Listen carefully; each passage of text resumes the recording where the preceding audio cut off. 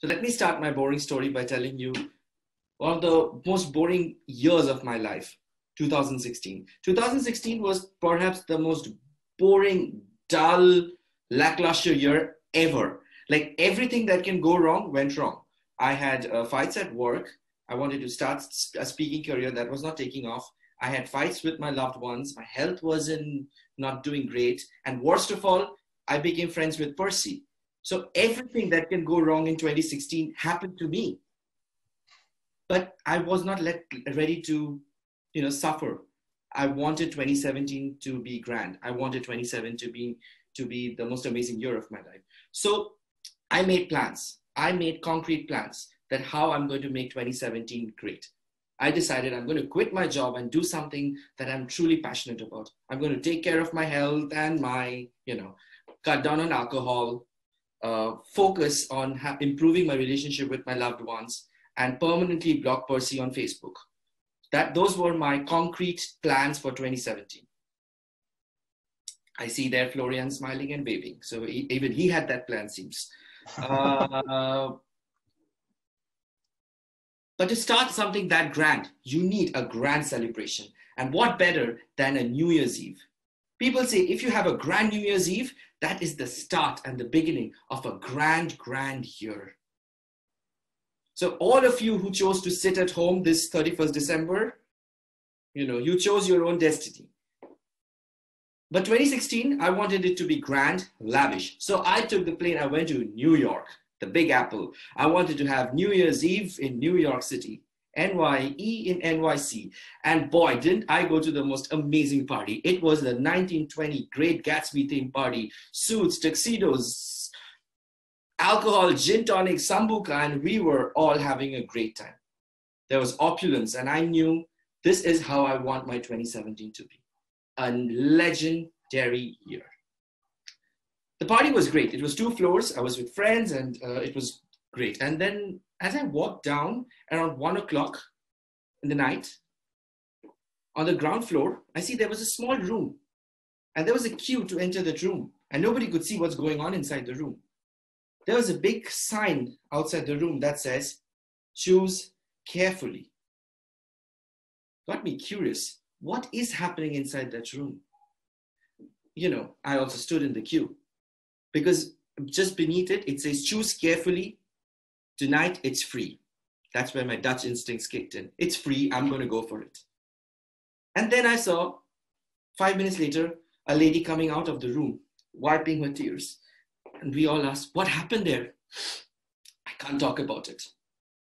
Then another person goes in and she comes out and cries. And we ask her, "What happened there?" "I can't talk about it." Then a big fat guy goes inside and comes out after 10 minutes. And I looked at him. "What happened?" "Dude, I can't talk about it." What is going on inside that room? What is happening? Now it was my turn to enter that room. Curious, excited, I entered that room. There was a lady who sat down there wearing a big, nice red dress, had a nice hat. She looked at me and said, "Sit down." She gave me 3 cards and said, "Choose carefully." It was actually a tarot card reader. She was actually there predicting everybody's 2017 for free. And she would tell you how your year is going to be. Now, I was curious because I know how 2017 is going to be because I have prepared and worked for it. But I was not really going to be believing in this abracadabra crap. So when she forwarded the 3 cards to me, I picked up the most convenient card and I gave it to her. She picked up the card, looked at me and said, "You have no idea what 2017 is going to do to you. Do you know what card you have picked?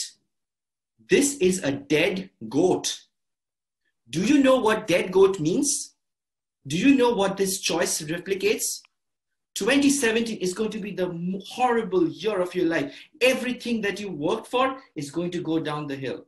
Your health will take a hit. You will have fights with your friends. Your work will be in jeopardy. Do you really want this?" I had 5 gin tonics, 3 sambucas, and 3 beers. So I was not really prepared to answer.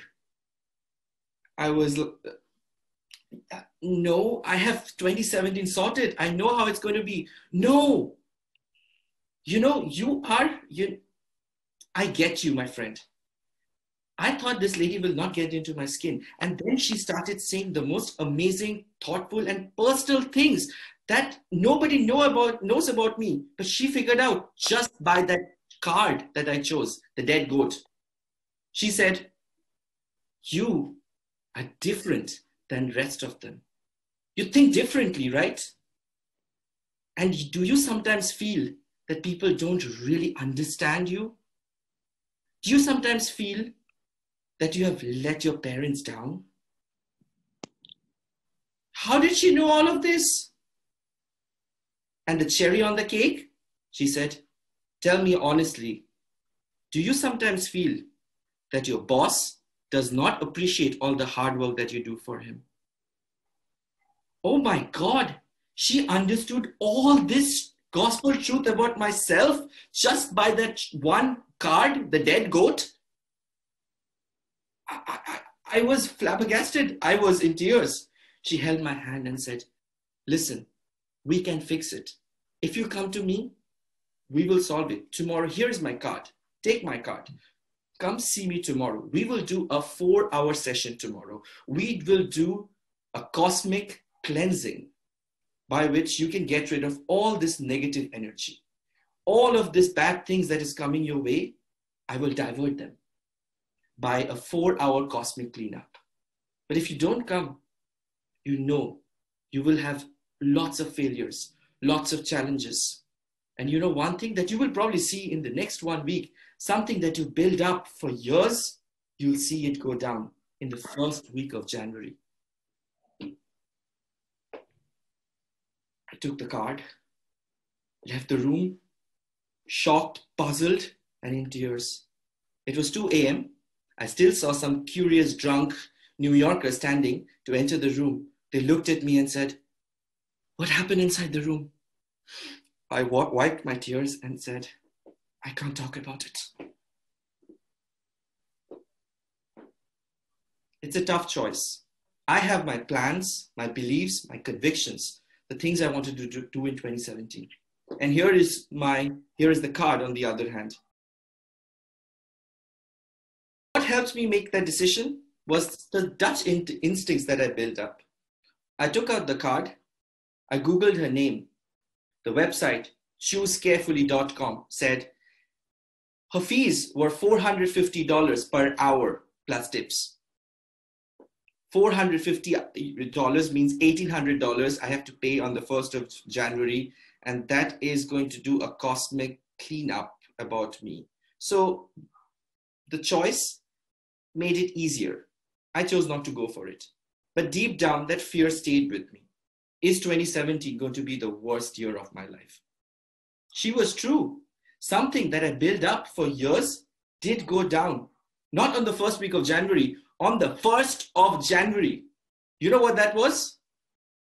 My Uber rating dropped from 4.9 to 4.6 because my friend threw up in the taxi. It happened.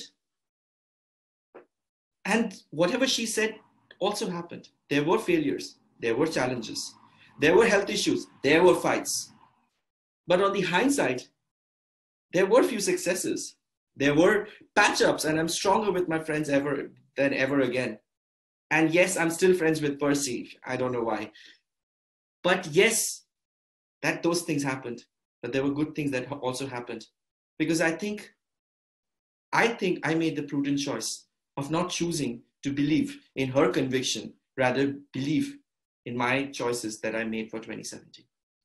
Dear friends, if I can leave you with one thought in these weird, turbulent quarantine time, it's not always easy to believe in your own convictions, in your own thoughts, in your own planning, because there will be problems, there will be troubles, there will be turbulence.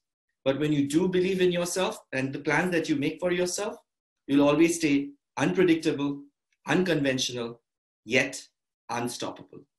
Thank you.